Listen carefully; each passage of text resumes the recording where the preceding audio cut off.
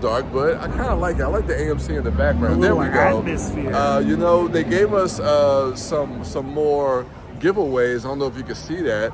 Conjuring stress balls. So, if we get a little scared. So, Brad, I've already kind of like worn down the title on the stress ball. I was really using this during the theater. Yeah. This is my first Conjuring movie, man. So weird. What is it like coming into the fourth proper Conjuring film, but then there's also like 2 Nun films, a few Annabelles, La Llorona. I know. I may have seen 1 or 2 of those, but the first proper Conjuring movie, it felt good to kind of come in with kind of like no expectations, and I really enjoyed it.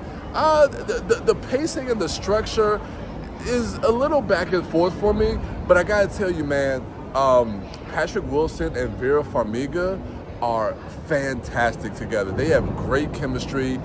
They're probably one of the main reasons to come and watch this movie. So I'm going to tell you right now, Bryan, Last Rites is very much like every other Conjuring movie. Okay, I was going to ask you that. That is a plus and a minus, okay. Right? So you know what you're getting when you're coming into the Conjuring Last Rites. Yeah. And if you like what you got before, you're going to have a good time with this one. It doesn't reinvent the wheel. Yeah. It doubles down on, I think, the emotional content. Which I enjoy. I really feel for the Warrens. Yes. And daughter Judy. Judy gets a lot more to do in this one. Okay. But yeah, to your point about the pacing, the movie does reach a point where it's like, okay, well, let's get on with it. Yeah, right?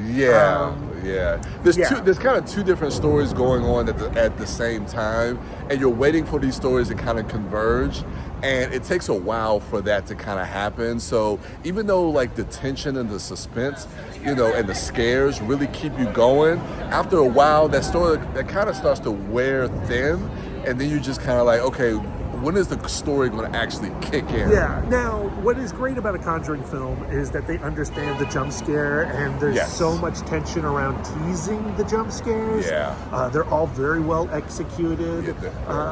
It's a lot of fun. It's a conversation between filmmaker and audience, and that's a conversation that I want to have. That's why I have this. Right?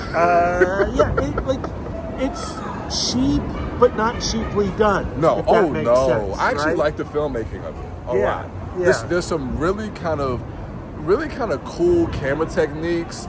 Like you say, the way they kind of craft the jump scares and the tension leading up to that, thought was very well executed. And while the jump scares are jump scares, you feel for the people that are involved in those jump scares. You do. The Warrens, man, like by the end of this film, like I was getting choked up in places because I care so much for these 2.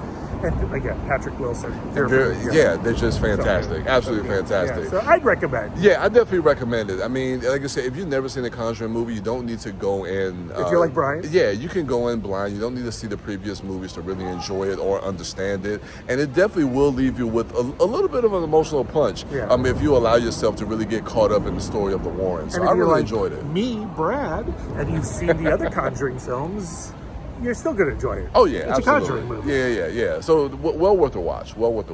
All right, guys. We're out.